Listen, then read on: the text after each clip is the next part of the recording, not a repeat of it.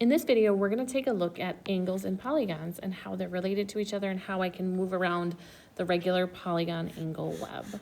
So first, I need a little bit of background information. The sum of the interior angles can be given by the formula, the quantity n-2 times 180 degrees.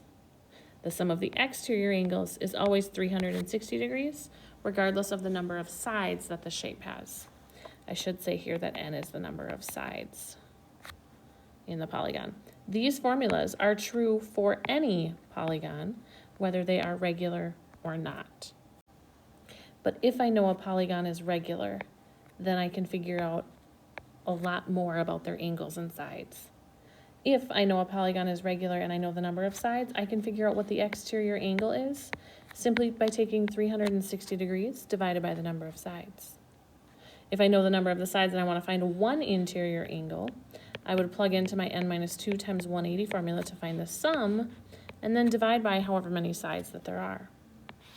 And the other connection that's very important is the measure between an interior and exterior angle. Together, they need to add up to 180 degrees.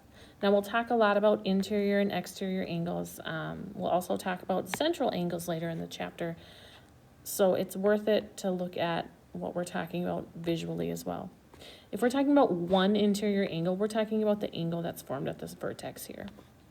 When we talk about an exterior angle, that's like extending one of the sides of the shape to make a straight line. Because they make a straight line, I can see that the measure of the interior plus the measure of the exterior must add up to 180 degrees. The central angle that we'll reference later in chapter 8 is talking about this angle here in the middle that's formed when I break that pentagon into triangles. Let's look at a few examples with this concept.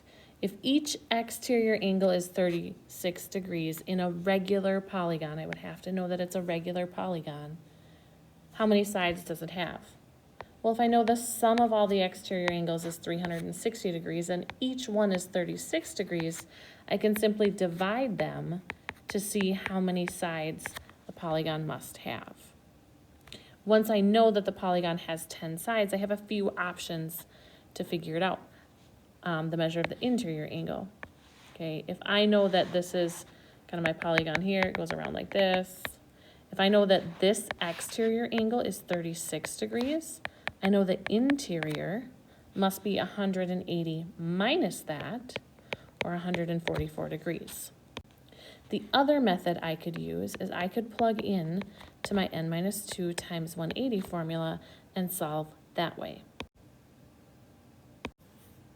When I do that, I find that 1,440 degrees is the sum, and then I'm going to divide that by the 10 angles that I have to get 144 degrees for each angle. Either method works. Looking at the relationship between the interior and the exterior angle can be a little quicker to find those angle pairs. This time you're given an interior angle. If each interior angle is 150 degrees, you're asked to figure out how many sides the regular polygon has and then what the measure of each exterior angle is. Well, again, if I look at this in terms of an interior angle, I know this is 150 degrees. Again, this shape would keep going. I don't know how many sides it has, but I'm just looking at this one angle here. I know the exterior angle has to make a straight angle pair, so I know that has to be 30 degrees. So my fastest route to figure out how many sides the shape has is to take 360 divided by the 30 degrees that each angle would be to get my answer. Let's look at one more. This polygon is not a regular polygon. I'm asked to solve for x here. So I'm going to first go ahead and count how many sides my shape has. This shape has 5 sides, so it is a pentagon. So I'm going to plug in a 5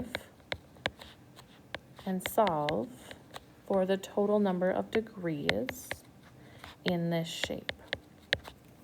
Once I know that this shape has 540 degrees, I'm going to go through and add up all of the x's.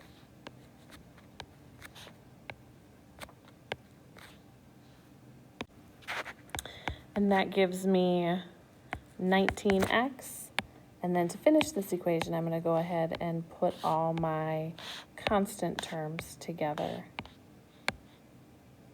Gives me a 7. Again, this is not a regular shape, but I'm still able to solve for x based on the information that I'm given in the diagram.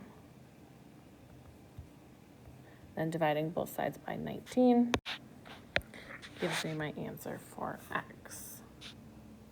I hope this video was helpful for you.